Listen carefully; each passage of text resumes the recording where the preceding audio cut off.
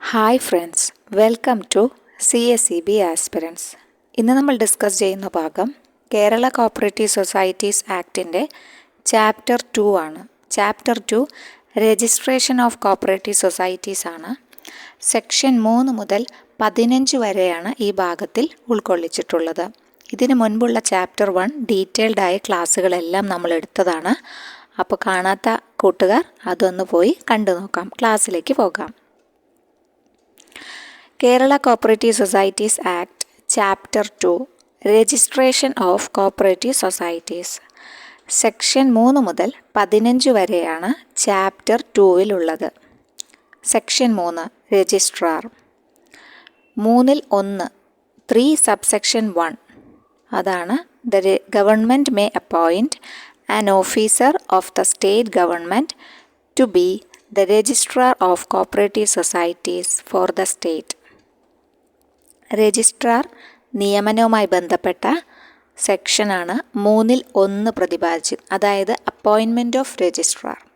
3 subsection 1. ആരാണ് appointing authority? ഗവൺമെൻറ്റാണ്. Government may appoint an officer of the state government. An officer of the state government എന്നത് പുതിയ അമെൻമെൻറ്റാണ്. പുതിയ അമെൻമെൻറ്റുകളെല്ലാം നമ്മൾ ഡിനോട്ട് ചെയ്തിരിക്കുന്നത് ഒരേ ഒരു കളറിലാണ്, കളർ തീമിലാണ്. അപ്പോൾ നിങ്ങൾക്ക് പെട്ടെന്ന് അമെൻഡ് ചെയ്തത് ഏതാണെന്ന് നിങ്ങൾക്ക് മനസ്സിലാക്കാൻ കഴിയും. An officer of the state government എന്നത് ഇപ്പോൾ മാറ്റം വരുത്തിയതാണ്. The government may appoint an officer of the state government to be the registrar of cooperative societies for the state. 3-2 എന്താണ് പറയുന്നത്? 3 സബ്സെക്ഷൻ 2 എന്താ പറയണം? The government may by general or special order. General or special order confer on any officer of the state government all or any of the powers of the registrar under this act. അതായത് 3-1 പ്രകാരം appointment of RCS പറയുന്നു. 3-2 പ്രകാരം delegation of അതോറിറ്റിയാണ്. കാരണം ഒരു രജിസ്ട്രാർക്ക് ഒരുപാട് ഭാരിച്ച ഉത്തരവാദിത്തങ്ങളുണ്ട് അല്ലേ? അപ്പോൾ എല്ലാം കൂടെ നിറവേറ്റാൻ കഴിയില്ല. അപ്പോൾ ഗവൺമെൻറ് തന്നെ കൺഫർ ചെയ്ത് കൊടുക്കുന്നുണ്ട്. ജനറൽ ഓർ സ്പെഷ്യൽ ഓർഡർ വഴി മറ്റ് ഉദ്യോഗസ്ഥർക്ക്, അതാണ് any officer of the state ഗവൺമെൻറ്റിൽപ്പെട്ട ഉദ്യോഗസ്ഥർക്ക് കൺഫർ ചെയ്ത് കൊടുക്കുന്നുണ്ട്. ഓൾ എല്ലാം, അല്ലെങ്കിൽ or any of the powers of the registrar under this act. അപ്പോൾ ഡെലിഗേറ്റ് ചെയ്യുന്ന ആ ഒരു രജിസ്ട്രാറുമായി ബന്ധപ്പെട്ടത് 3 സബ്സെക്ഷൻ 2 ആണ്. 3-1 വരുന്നതും 3-2 വരുന്നതും അപ്പോൾ 2 രജിസ്ട്രാർമാരാണ് എന്ന ഡിഫറൻസ് നമ്മൾ അറിഞ്ഞു പഠിക്കണം.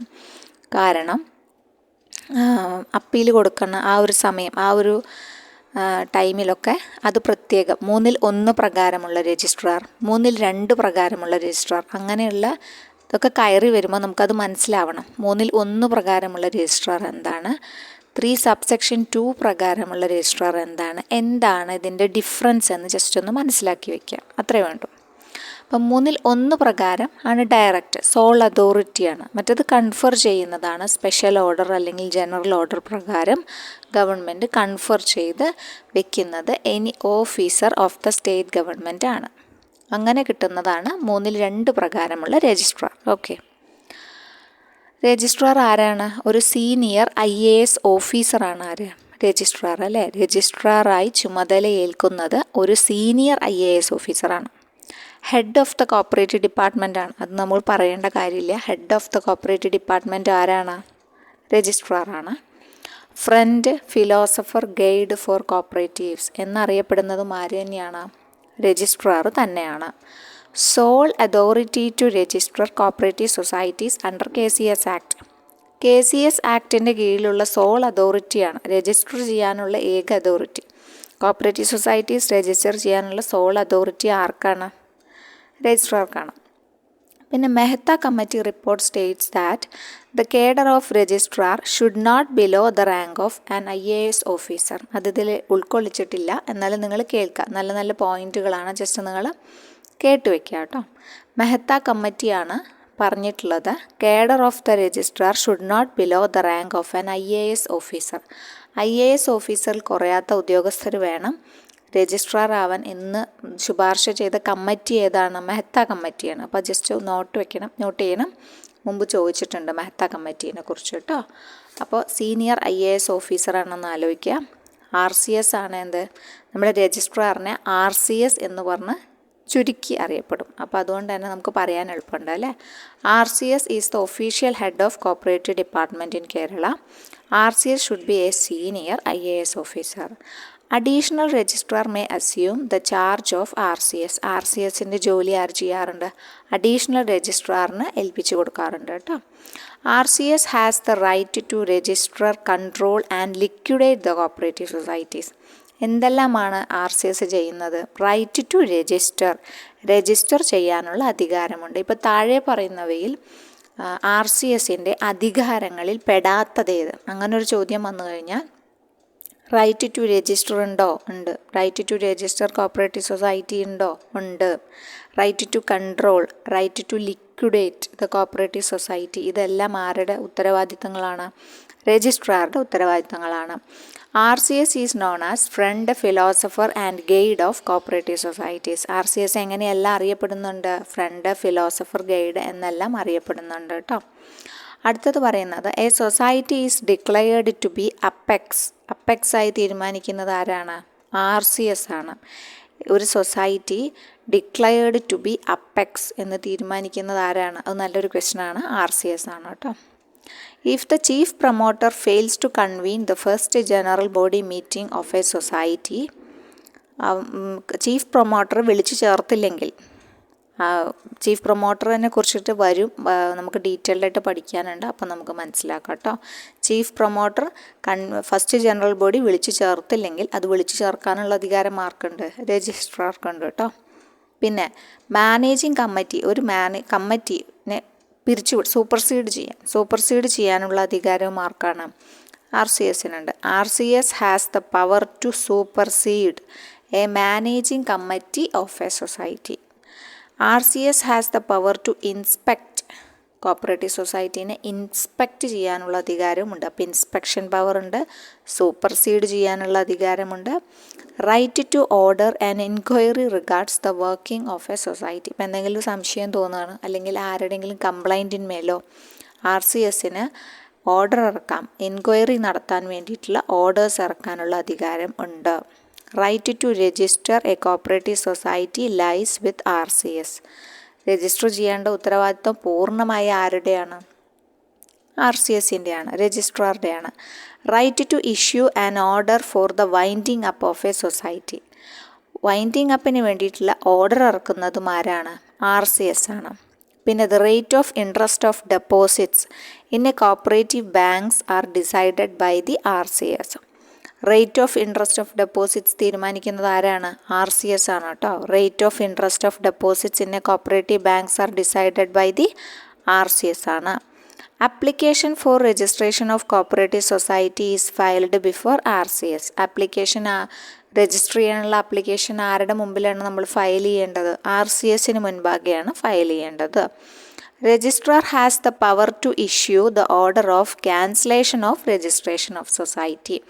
ഇനി എന്തെങ്കിലും പ്രശ്നങ്ങളുണ്ടെങ്കിൽ തന്നെ ക്യാൻസലേഷനുള്ള ഓർഡർ പുറപ്പെടുവിക്കുന്നതും ആര് തന്നെയാണ്? രജിസ്ട്രാർ തന്നെയാണ്.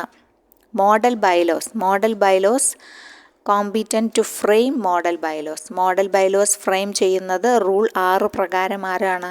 രജിസ്ട്രാറാണ്. പിന്നെ സെൻട്രൽ ബോർഡ് ഓഫ് എക്സാമിനേഷൻ, അതായത് സ്റ്റേറ്റ് കോപ്പറേറ്റീവ് യൂണിയൻ്റെ സെൻട്രൽ ബോർഡ് ഓഫ് എക്സാമിനേഷൻ്റെ ചെയർമാൻ ആരാണ്? രജിസ്ട്രാറാണ്. പിന്നെ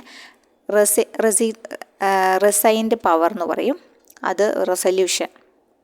രജിസ്ട്രാർ ഈസ് എംപവേർഡ് ടു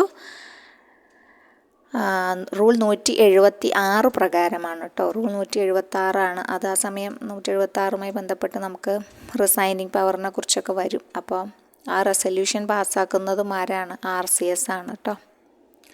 അപ്പോൾ അങ്ങനെ ഒരുപാട് ചുമതലകളുള്ള ഒരു പോസ്റ്റാണ്, അല്ലെങ്കിൽ നമ്മുടെ കോപ്പറേറ്റീവ് സൊസൈറ്റിയുടെ തന്നെ ഏറ്റവും നല്ല ഒരു വലിയ പൊസിഷനിലുള്ള കോപ്പറേറ്റീവ് ഹെഡാണ് രജിസ്ട്രാർ എന്ന് പറയുന്നത്. അപ്പോൾ കുറേ പോയിന്റുകളുണ്ട്, കുറേ നമുക്ക് ഒരുപാട് ഉൾക്കൊള്ളിക്കേണ്ടല്ലോ എന്ന് വിചാരിച്ചാണ് നമ്മൾ ജസ്റ്റ് പറഞ്ഞു പോയത് കേട്ടോ. അപ്പോൾ കുറച്ച് അത്യാവശ്യം ലോയിൽ ഇത്രയും പറയുന്നില്ല. ഇതിൽ അതായത് നമ്മുടെ ആക്റ്റിൽ പ്രതിപാദിക്കുന്നത് ഇത്ര മാത്രമേ ഉള്ളൂ, സെക്ഷനിൽ ഇത്ര മാത്രമേ പറയുന്നുള്ളൂ. സെക്ഷൻ 3 പറയുന്ന പോയിന്റുകൾ മാത്രമാണ് നമ്മൾ ഉൾക്കൊള്ളിച്ചിട്ടുള്ളത് ഇവിടെ. പിന്നെ പറഞ്ഞത് എക്സ്ട്രാ രജിസ്ട്രാറുമായിട്ടുള്ള പോയിൻറ്റ്സ് ആണ് കേട്ടോ. രജിസ്ട്രാറുമായി ബന്ധപ്പെട്ട മറ്റ് കാര്യങ്ങളാണ് നമ്മൾ പറഞ്ഞത് കേട്ടോ. രജിസ്ട്രാർക്ക് എന്തൊക്കെ പവറുകളുണ്ട്, പവേഴ്സ് ഓഫ് രജിസ്ട്രാർ എന്ന ഭാഗമാണ് നമ്മളിപ്പോൾ ജസ്റ്റ് പറഞ്ഞു പോയത്. അപ്പോൾ അത് ഇമ്പോർട്ടൻ്റ് ആയ കുറച്ച് ക്വസ്റ്റ്യൻസ് അതിലുണ്ട്. അപ്പോൾ അതൊന്ന് ജസ്റ്റ് അപ്പെക്സ് ആരാണ് ഡിക്ലെയർ ചെയ്യുന്നത്, അങ്ങനത്തെ ക്വസ്റ്റ്യൻസൊക്കെ കാണാറുണ്ട്. അപ്പോൾ ജസ്റ്റ് ഒന്ന് നമ്മൾ നോട്ട് ചെയ്ത് വെക്കുക, കേൾക്കുമ്പോൾ ഒന്ന് ജസ്റ്റ് നോട്ട് ചെയ്ത് വെക്കുക കേട്ടോ. അപ്പോൾ ലോയുടെ ഭാഗത്ത്, അതായത് സെക്ഷൻ 3 പ്രകാരം രജിസ്ട്രാറിനെ കുറിച്ച് ഇത്ര മാത്രമേ പറയുന്നുള്ളൂ, നമ്മുടെ PDF-ലുള്ള മാത്രമേ പറയുന്നുള്ളൂ. പിന്നെയുള്ള എക്സ്ട്രാ പോയിന്റുകളാണ്, അത് ഓർത്ത് വയ്ക്കുക. രജിസ്ട്രാർക്ക് ഇത്രയൊക്കെ കഴിവുകളുണ്ടെന്നും ഇന്ന റെസ്പോൺസിബിലിറ്റികളുണ്ടെന്നും ജസ്റ്റ് ഒന്ന് ഓർത്ത് വെച്ചാൽ മതി കേട്ടോ. ഓക്കെ, അപ്പോൾ അടുത്തതിലേക്ക് പോവാം. അപ്പോൾ രജിസ്ട്രാറുമായി ബന്ധപ്പെട്ട കാര്യങ്ങൾ ഏകദേശം കഴിഞ്ഞു. അപ്പോൾ ഇനി സെക്ഷൻ 4 കടന്നാൽ societies which may be registered. Societies which may be registered ആണ് സെക്ഷൻ 4 കേട്ടോ. സെക്ഷൻ 3 രജിസ്ട്രാറാണ്. 3(1) പറയുന്നത് ഗവൺമെൻറ് അപ്പോയിൻറ്റ് ചെയ്യുന്ന രജിസ്ട്രാർ. പിന്നെ കൺഫർ ചെയ്യുന്നത് 3(2) പ്രകാരം വരുന്നു. സെക്ഷൻ 4 വരുന്നത് societies which may be registered ആണ്. അതിൻ്റെ ഒബ്ജക്റ്റ് എന്തിനു വേണ്ടിയിട്ടാണ് സൊസൈറ്റി രൂപീകരിക്കുന്നത്? Promotion of economic interest of the members അല്ലേ, അതിന് വേണ്ടിയിട്ടാണല്ലോ സൊസൈറ്റിയുടെ രൂപീകരണം നടക്കുന്നത്. അപ്പോൾ അതാണ് പറഞ്ഞത്. Section 4 societies which may be registered എന്നാണ്. പിന്നെ സെക്ഷൻ 4 കഴിഞ്ഞാൽ സെക്ഷൻ 5 കടന്നാൽ സെക്ഷൻ 5 രജിസ്ട്രേഷൻ വിത്ത് ലിമിറ്റഡ് ലയബിലിറ്റി ഓൺലി. രജിസ്ട്രേഷൻ വിത്ത് ലിമിറ്റഡ് ലയബിലിറ്റി ഓൺലി. സെക്ഷൻ 5 പ്രകാരം, അതായത് കോപ്പറേറ്റീവ് സൊസൈറ്റി ലിമിറ്റഡ് ലയബിലിറ്റിയിൽ മാത്രമാണ് രജിസ്റ്റർ ചെയ്യപ്പെടുന്നത് അല്ലേ. അപ്പോൾ അൺലിമിറ്റഡ് ലയബിലിറ്റി ഉള്ള സൊസൈറ്റികളുണ്ടോ എന്ന് ചോദിച്ചാൽ ഉണ്ട്. അതായത് കേരളത്തിലെ കോട്ടയത്തുള്ള നാട്ടകത്ത് ഒരു അൺലിമിറ്റഡ് സൊസൈറ്റി നിലനിൽക്കുന്നുണ്ട് കേട്ടോ. അപ്പോൾ only 1 unlimited society in Kerala is Nattakam, Kottayam. നാട്ടകത്ത് ഉള്ള നാട്ടകം കോപ്പറേറ്റീവ് ബാങ്ക് ഇപ്പോഴും അൺലിമിറ്റഡ് സൊസൈറ്റി ആയിട്ടാണ് നിലനിൽക്കുന്നത്. ലിമിറ്റഡ് ലയബിലിറ്റിയിൽ മാത്രമേ സൊസൈറ്റീസ് ഇപ്പോൾ രജിസ്റ്റർ ചെയ്യാൻ പാടുള്ളൂ കേട്ടോ. Can register societies with limited liability only. That is section 5 registration with limited liability only. Registration with limited liability only. Registration with limited liability only. Section 4 എന്താണ്? Societies which may be registered. Section 4 എന്താണ്? Societies which may be registered ആണ്. Section 5 എന്താണ്? Societies with limited liability only. Can register societies with limited liability only. Only 1 unlimited society ഏതാണ്? Nattakam at Kottayam. അതാണ് പ്രധാനപ്പെട്ടത്, 5 ഓർക്കേണ്ടത് കേട്ടോ. അപ്പോൾ 3 രജിസ്ട്രാറാണ്. രജിസ്ട്രാറിനെ അപ്പോയിൻറ്റ് ചെയ്യുന്നത് സ്റ്റേറ്റ് ഗവൺമെൻറ് ആണ്. രജിസ്ട്രാർ ഒരു സീനിയർ IAS ഓഫീസറാണ്. മെഹ്ത്ത കമ്മിറ്റിയാണ് പറഞ്ഞത് എന്ത്?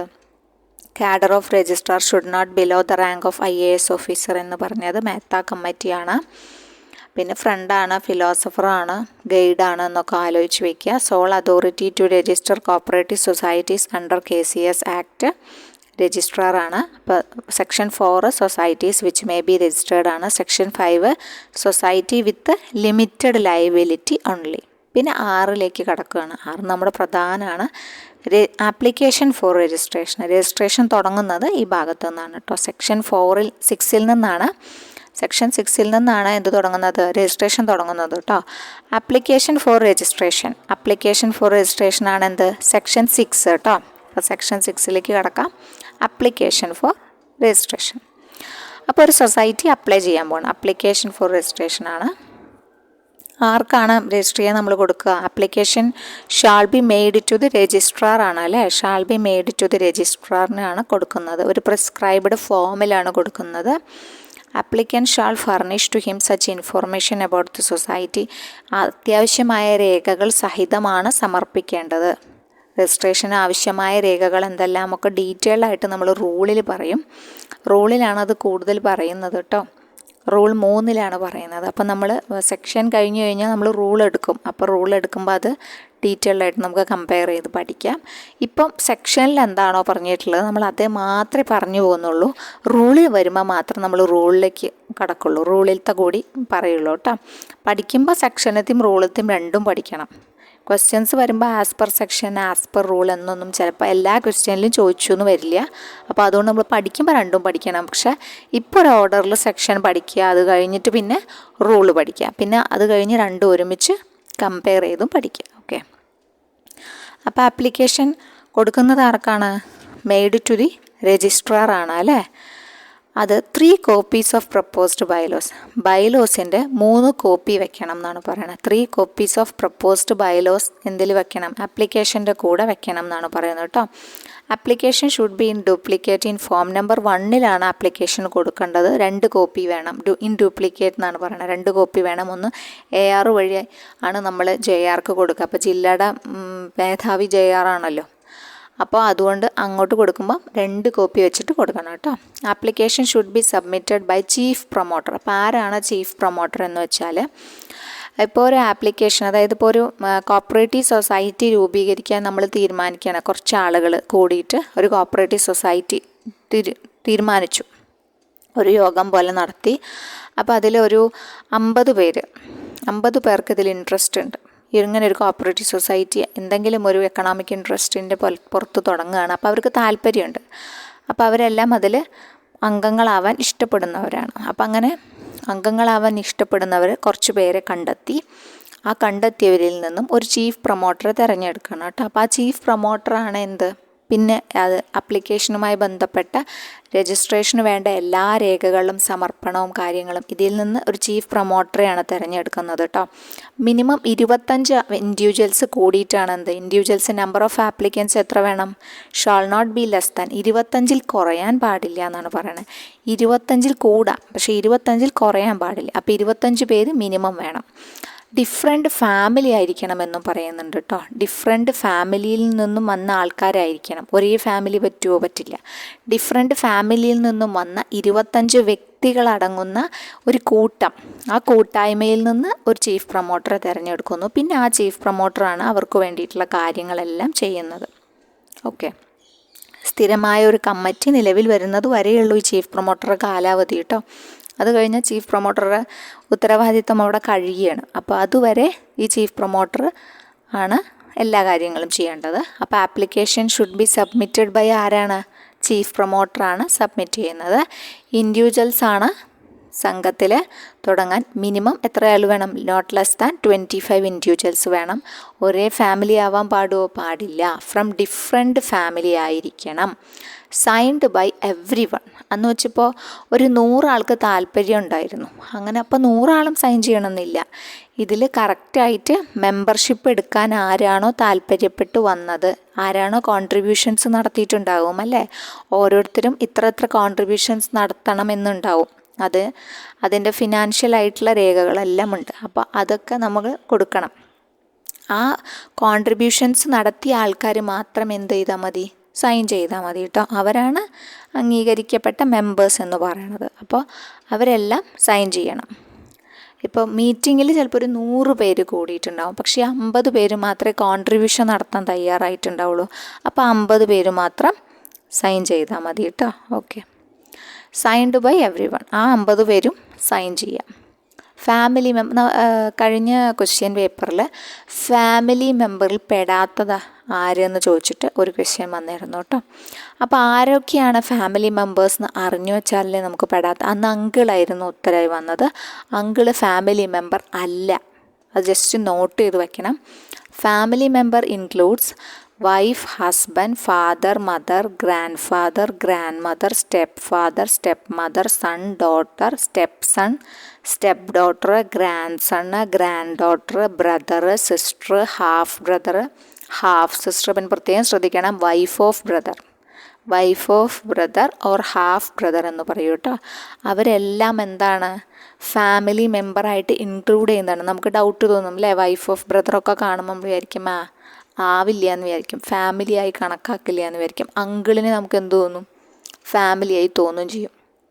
അപ്പം അങ്ങനെ നമുക്ക് തോന്നിയിട്ട് കാര്യമില്ല, ലോയിൽ കിടക്കുന്നത് അങ്ങനെയാണ്. അപ്പോൾ ഫാമിലി മെമ്പറായിട്ട് ഇത്രയും പേരെയായിട്ട് പരിഗണിക്കുന്നത്. ബാക്കി ആര് വന്നാലും എന്താണ്, ഫാമിലി മെമ്പർ അല്ല എന്നുള്ളൊരു കൺസെപ്റ്റിലാണ് നമ്മൾ ഉത്തരം എഴുതേണ്ടത് കേട്ടോ. അപ്പോൾ അത് ജസ്റ്റ് മനസ്സിലാക്കി പോകണം. അപ്പോൾ ഇത്രയാണ് നമ്മൾ ഒരു രജിസ്ട്രേഷൻ, ആപ്ലിക്കേഷൻ ഫോർ രജിസ്ട്രേഷൻ എന്ന് പറഞ്ഞിട്ടുള്ള ഒരു ഭാഗത്ത് വരുന്നത് കേട്ടോ. ആപ്ലിക്കേഷൻ ഫോർ രജിസ്ട്രേഷൻ ഭാഗത്ത് വരുന്നത് സെക്ഷൻ 6 ഇത്രയാണ്. അപ്പോൾ ഫോം നമ്പറിൽ 1 കൊടുക്കുക. പ്രപ്പോസ്ഡ് ബൈലോ എത്ര വേണം, ബൈലോയുടെ എത്ര കോപ്പി വേണം, 3 കോപ്പീസ്. എന്താണ് അപ്പോൾ ഈ പ്രപ്പോസ്ഡ് ബൈലോ എന്ന് വെച്ചാൽ ഡ്രാഫ്റ്റാണ് അല്ലേ.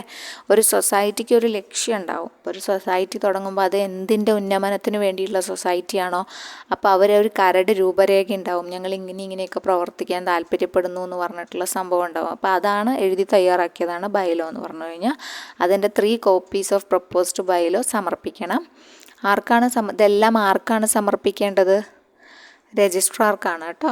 ഫോം നമ്പർ 1 സമർപ്പിക്കുന്നു. ആരാണ് അതൊക്കെ ചെയ്യുന്നത്? ചീഫ് പ്രൊമോട്ടറാണ്. അവരുടെ നേതാവ് ഇപ്പോൾ ചീഫ് പ്രൊമോട്ടറാണ്.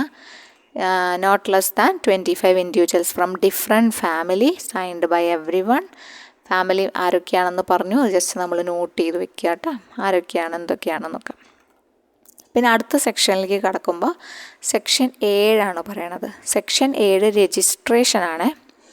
അപ്പോൾ ഇപ്പോൾ നമ്മൾ ആപ്ലിക്കേഷനൊക്കെ കൊടുത്തു അല്ലേ, ആപ്ലിക്കേഷൻ കൊടുത്ത് നിൽക്കുകയാണ്. അപ്പോൾ നമ്മൾ വെയിറ്റിങ്ങിലാണ്. ആപ്ലിക്കേഷൻ കൊടുത്തിട്ടുണ്ടെങ്കിൽ നമ്മളിപ്പോൾ എക്സാം എഴുതിയിട്ട് റിസൾട്ട് വെയിറ്റ് ചെയ്യണ പോലെ തന്നെയാണ്. രജിസ്റ്റർ കൊടുത്തു. If the registrar is satisfied, registrar satisfy ആണെങ്കിൽ ദാറ്റ് ദ ആപ്ലിക്കേഷൻ എങ്ങനെയാണത് ഇതാക്കുക, സാറ്റിസ്ഫൈ ചെയ്യാൻ രജിസ്ട്രാർക്ക് വെറുതെ നല്ല സൊസൈറ്റി ആണല്ലോ അങ്ങനെ ഭംഗി നോക്കിയിട്ടല്ലല്ലോ, അല്ലെങ്കിൽ അതൊന്നും അല്ലല്ലോ, രേഖകളുടെ പെർഫെക്ഷനാണ് അവിടെ നോക്കുക അല്ലേ. അപ്പോൾ if the registrar is satisfied that the application complies with the provisions of this act and rules, ഈ കോപ്പറേറ്റീവ് സൊസൈറ്റിയുടെ ആക്റ്റും റൂൾസിനും അത് കറക്റ്റ് മാച്ച് ആവണം, ഫിറ്റ് ആയിരിക്കണം അല്ലേ. അപ്പോൾ അതാണ് പ്രധാനമായിട്ട് നോക്കുക.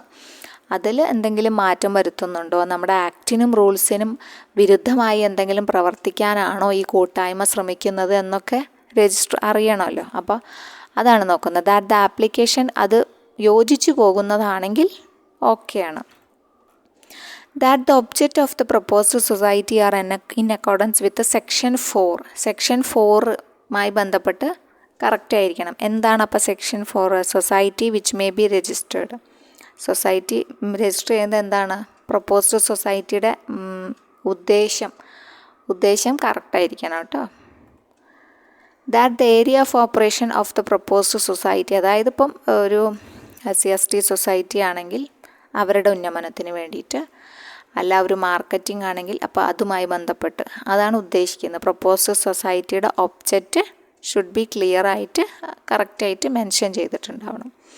That the area of operation of the proposed society and the area of operation of another society of similar type do not overlap ചെയ്യാൻ പാടില്ല.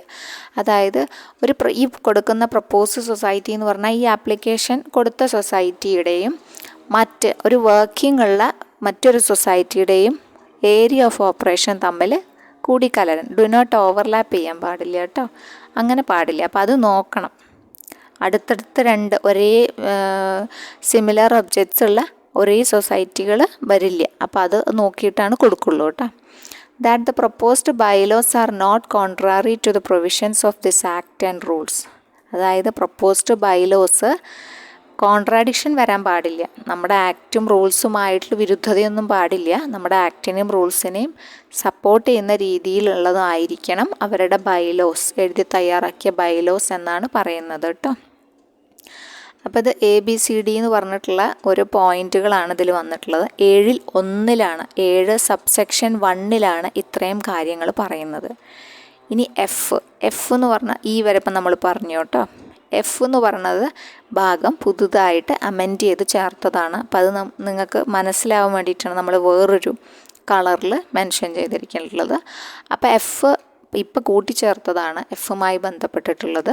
F ഓൾറെഡി ഉണ്ടായിരുന്നു ചെറിയ രീതിയിൽ. അപ്പോൾ അതൊന്ന് വാസ്റ്റാക്കി കുറച്ച് പോയിന്റുകൾ ഉൾക്കൊള്ളിച്ചു. ദ പ്രപ്പോസ്ഡ് ക്രെഡിറ്റ് സൊസൈറ്റിയുടെ കാര്യം പറയുന്നുണ്ട്.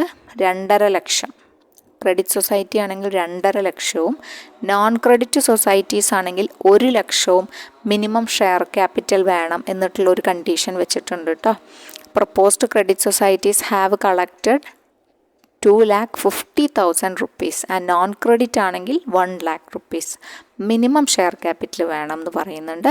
പിന്നെ he may register the society and it's bylaws within a period of 60 days from the date of receipt of the application.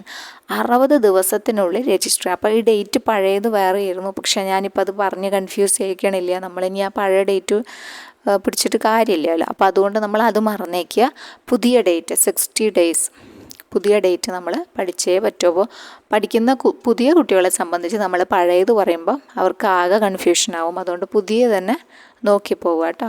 He may register the society. He എന്ന് വെച്ചാൽ ഇവിടെ ആരാണ്? രജിസ്ട്രാർ ആണ് അല്ലേ. Registrar may register the society and its ബൈലോയും register ചെയ്യണം within a period 60 ഡേയ്സിനുള്ളിൽ. എന്തൊട്ട്? From the date of receipt of the application ലഭിച്ച് 60 ദിവസത്തിനുള്ളിൽ രജിസ്റ്റർ ചെയ്യണം എന്നാണ് പറയണം കേട്ടോ.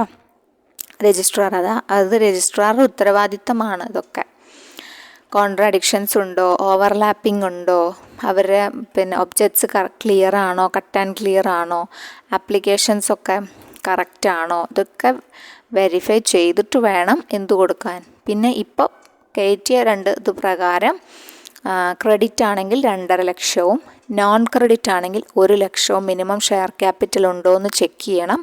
എന്നിട്ട് 60 ദിവസത്തിനുള്ളിൽ വിത്തിൻ എ പീരിയഡ് ഓഫ് 60 ഡേയ്സിനുള്ളിൽ രജിസ്റ്റർ ചെയ്ത് കൊടുക്കുകയും വേണം. എന്നാൽ ഇത് എന്തിന് ബാധകമല്ല എന്ന് പറയുന്നുണ്ട്. ദ റിക്വയർമെൻറ്റ് ഓഫ് ഈ മിനിമം ഷെയർ ക്യാപിറ്റൽ ബാധകമല്ലാത്ത കുറച്ച് ടീമുണ്ട്. അവരാരൊക്കെയാണ്? SC/ST, ഫിഷറീസ്, വനിത, ട്രാൻസ്ജെൻഡേഴ്സ്, പിന്നെ നമ്മുടെ ആപ്കോസിൻ്റെ പ്രൈമറി ഫിഷ്, പിന്നെ നമ്മുടെ മിൽക്കിൻ്റെ. അപ്പോൾ ആപ്കോസിൻ്റെ പ്രൈമറിക്ക് ബാധകമല്ല. സ്കൂൾസ്, കോളേജസ്, ട്രഡീഷണൽ ആയിട്ടുള്ള ഇൻഡസ്ട്രിയൽ കോപ്പറേറ്റീവ് സൊസൈറ്റീസ് ഉണ്ട്, പോട്രി എന്നൊക്കെ പറഞ്ഞിട്ട്. അപ്പോൾ അവർക്കും ഇത് ബാധകമല്ല എന്നാണ്. അവർക്കും ഈ മിനിമം ഷെയർ ക്യാപിറ്റലിൻ്റെ എമൗണ്ട് മെൻഷൻ ചെയ്യുന്നില്ല കേട്ടോ.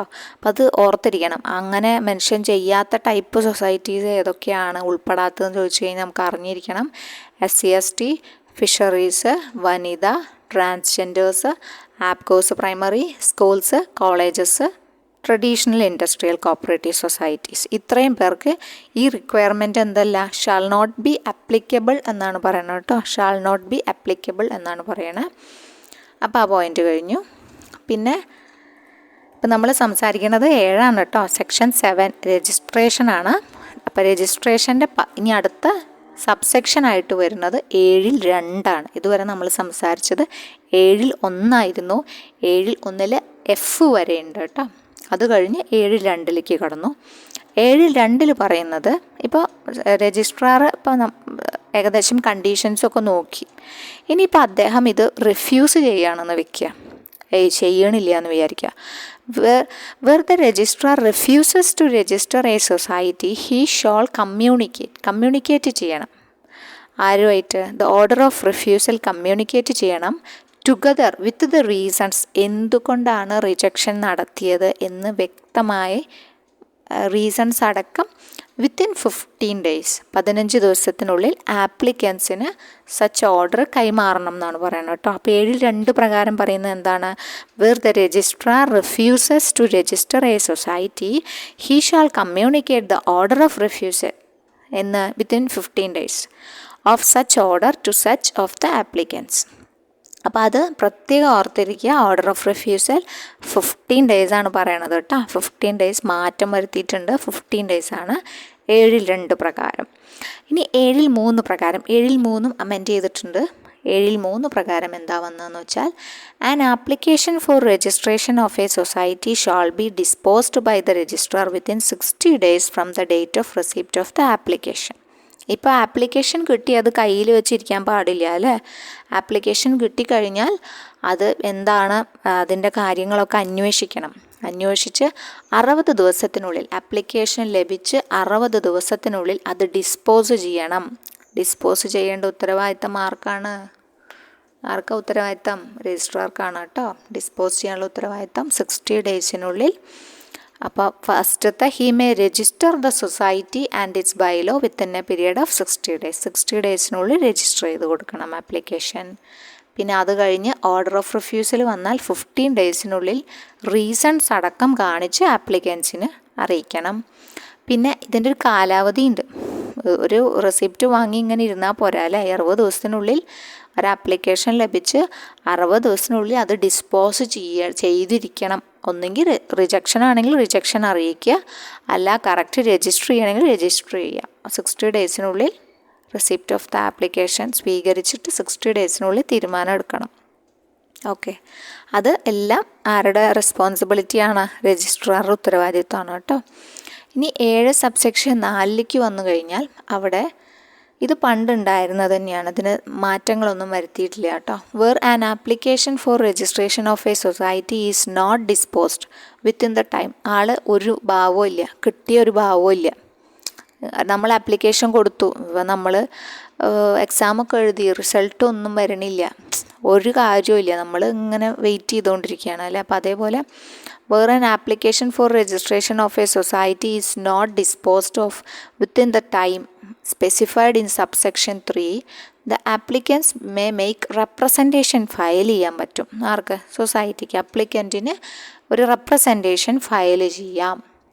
ഏതു പ്രകാരമാണ് ഫയൽ ചെയ്യുകയെന്ന് വെച്ചാൽ, ആർക്കാണോ നമ്മൾ ആപ്ലിക്കേഷൻ കൊടുത്തത് അത് പ്രകാരമാണ് റെപ്രസെൻറ്റേഷൻ ഫയൽ ചെയ്യേണ്ടത്. ബിഫോർ ദ രജിസ്ട്രാർ മുൻപാകെ എന്ത് ഫയൽ ചെയ്യാം? റെപ്രസെൻറ്റേഷൻ ഫയൽ ചെയ്യാം. എങ്ങനെയാണെങ്കിൽ, if the application for registration is made to a person on whom the powers of the registered is conferred under subsection 2 of section 3. അതായത് 3-2 പ്രകാരം confer ചെയ്ത് കിട്ടിയ രജിസ്ട്രാർക്കാണ് നമ്മൾ കൊടുത്തിട്ടുള്ളത്, നമ്മൾ ആപ്ലിക്കേഷൻ കൊടുത്തത്. അങ്ങേരാണ് അറിയാത്ത ഭാവത്തിലിരിക്കണമെങ്കിൽ റെപ്രസെൻറ്റേഷൻ കൊടുക്കേണ്ടത് ഇതിൻ്റെ തൊട്ട് മുകളിൽ 3-1 പ്രകാരമുള്ള ഒറിജിനൽ രജിസ്ട്രാർ ഉണ്ടല്ലോ, അങ്ങേർക്ക് റെപ്രസെൻറ്റേഷൻ ഫയൽ ചെയ്യാം. പിന്നെ രണ്ടാമത്തെ കേസായിട്ട് പറയുന്നത് ബിഫോർ ദ ഗവൺമെൻറ്റിന് എപ്പോൾ റെപ്രസെൻറ്റേഷൻ ഫയൽ ചെയ്യാമെന്ന് വെച്ചാൽ, നമ്മുടെ ഒറിജിനൽ രജിസ്ട്രാറാണ് ഇപ്പോൾ കൊടുത്തത്. നമ്മൾ ഒറിജിനൽ രജിസ്ട്രാർക്കാണ് 3-1 പ്രകാരം ഉള്ള രജിസ്ട്രാർക്കാണ് നമ്മൾ കൊടുത്തതെങ്കിൽ അപ്പോൾ റെപ്രസെൻറ്റേഷൻ ഫയൽ ചെയ്യേണ്ടത് അതിൻ്റെ മുകളിൽ ആരാളുള്ളത്? ഗവൺമെൻറ് ആണല്ലോ ഉള്ളത്. അപ്പോൾ ബിഫോർ ദ ഗവൺമെൻറ് കേട്ടോ. Before the government if the application for registration is made before registrar and the registrar or the government as the case may be. അത് മാറി മറിഞ്ഞിരിക്കും അല്ലേ. ഇവിടെ സമയപരിധി പറയുന്നുണ്ട്. Shall within 60 days from the date of receipt of such representation. അതായത് അത്തരത്തിലുള്ള representation കിട്ടിയിട്ട് within 60 days issue directions issue ചെയ്യണം to the authority concerned to take appropriate decision on the application for registration and the authority concerned shall comply with such direction. 60 ദിവസത്തിനുള്ളിൽ തീരുമാനം ഉണ്ടാക്കണം എന്നാണ് പറയുന്നത്. Representation കിട്ടിക്കഴിഞ്ഞ് 60 ദിവസത്തിനുള്ളിൽ ഏത് ഡയറക്ഷൻസ് ഇഷ്യൂ ചെയ്യണം, ഏത് അതോറിറ്റിയാണോ കൺസേൺഡ് ആയ അതോറിറ്റിക്ക് ഇഷ്യൂ ചെയ്യണം ഇൻസ്ട്രക്ഷൻസ് എന്നാണ് ഇവിടെ പറയുന്നത് കേട്ടോ. അപ്പോൾ നെക്സ്റ്റ് ഇനി സെക്ഷൻ 8 രജിസ്ട്രേഷൻ സർട്ടിഫിക്കറ്റുമായി ബന്ധപ്പെട്ടതാണ്. അപ്പോൾ രജിസ്ട്രേഷൻ സർട്ടിഫിക്കറ്റ് കുറച്ചും കൂടി പോയിൻറ്റുകൾ ഉള്ളതാണ്. അപ്പോൾ ഇതിപ്പോൾ അത്യാവശ്യം ലെങ്തി വീഡിയോ ആയിട്ടുണ്ടാവും ഒരു പക്ഷേ. അപ്പോൾ അതുകൊണ്ട് നമ്മൾ രജിസ്ട്രേഷൻ സർട്ടിഫിക്കറ്റ് അടുത്ത ഭാഗമായിട്ട് നമുക്ക് ചെയ്യാം കേട്ടോ. വരും ഭാഗങ്ങളിൽ നമുക്ക് ഓരോരോ ഭാഗങ്ങളായിട്ട് ഇത് ചെയ്യാം എന്നാണ് വിചാരിക്കണേ. ഓക്കെ, അപ്പോൾ ഇതുവരെ ക്ലാസ്സുകൾ കാണാത്ത കൂട്ടുകാരെങ്കിലും ഉണ്ടെങ്കിൽ ഫസ്റ്റ് ഭാഗം, അതായത് ചാപ്റ്റർ 1 ബന്ധപ്പെട്ട ഭാഗങ്ങളെല്ലാം നമ്മൾ ഡീറ്റെയിൽഡ് ആയിട്ട് എടുത്തിട്ടുണ്ട്. അപ്പോൾ അത് ജസ്റ്റ് ഒന്ന് കണ്ട് മനസ്സിലാക്കുക. ഡെഫിനേഷൻസൊക്കെ നമ്മൾ ഇത്തിരി വാസ്റ്റായിട്ട് എടുത്തിട്ടുണ്ട്. പിന്നെ ഇപ്പോൾ രജിസ്ട്രേഷൻ തുടങ്ങി, നമ്മൾ രണ്ടാമത്തെ ഭാഗം രജിസ്ട്രേഷൻ തുടങ്ങി. ഇപ്പോൾ 15 വരെ കഴിഞ്ഞിട്ട് നമുക്ക് റൂൾസും കൂടി കവർ ചെയ്യാം കേട്ടോ. ഓക്കെ, അപ്പോൾ അത് കഴിഞ്ഞതിന് ശേഷം ഓരോ ചാപ്റ്ററും അതിൻ്റെ അതാത് റൂളുകൾ നമുക്ക് കവർ ചെയ്തുകൊണ്ടിരിക്കാം. ഓക്കെ, അപ്പോൾ ആദ്യം ഇമ്പോർട്ടൻ്റ് ആയ ഭാഗമാണ് രജിസ്ട്രേഷൻ ഒരിക്കലും സ്കിപ്പ് ചെയ്യാൻ പാടില്ല. ധാരാളം പോയിൻറ്റുകളും ക്വസ്റ്റ്യൻസും നമുക്ക് എപ്പോഴും രജിസ്ട്രേഷനിൽ നിന്ന് കടന്നു വരാറുണ്ട്. അതിപ്പോൾ PSC ആയിക്കോട്ടെ, CSEB ആയിക്കോട്ടെ, എന്തായാലും നമ്മൾ ഈ മേഖലയിൽ എക്സാം എഴുതുമ്പോൾ ഇത് വളരെ മസ്റ്റായിട്ട് ഒഴിച്ചുകൂടാൻ പറ്റാത്തൊരു ഭാഗമാണ് കേട്ടോ. അപ്പോൾ അത് കറക്റ്റായിട്ട് മനസ്സിലാക്കണം. അതെന്താണ്, പ്രൊസീജിയേഴ്സ് എങ്ങനെയാണ് നടക്കുന്നതെന്നെല്ലാം കറക്റ്റായിട്ട് മനസ്സിലാക്കുക. അപ്പോൾ അതിനനുസരിച്ചിട്ട് ഡൗട്ടുകൾ എന്തെങ്കിലും ഉണ്ടെങ്കിൽ ജസ്റ്റ് കമൻറ്റ് ചെയ്യുക കേട്ടോ. കുറച്ചും കൂടി ക്ലിയർ ആയിട്ട് എടുക്കണോ, സ്പീഡ് കുറവാണോ, സ്പീഡ് കൂടുതലാണോ, അതൊക്കെ ജസ്റ്റ് ഒന്ന് കമൻറ്റ് ചെയ്യണേ. സബ്സ്ക്രൈബ് ചെയ്ത് ജസ്റ്റ് ഒന്ന് കാണണേ, സബ്സ്ക്രൈബ് ചെയ്ത് കാണാൻ ശ്രമിക്കണേ. പിന്നെ ലൈക്ക് ചെയ്യാനും കൂട്ടുകാർക്കൊക്കെ ഒന്ന് ഷെയർ ചെയ്യാനും ശ്രമിക്കാം. ഓക്കെ, അപ്പോൾ നെക്സ്റ്റ് രജിസ്ട്രേഷൻ സർട്ടിഫിക്കറ്റും തൊട്ടിട്ടുള്ള ഭാഗമായിട്ട് നമുക്ക് കാണാം കേട്ടോ. Okay, thank you.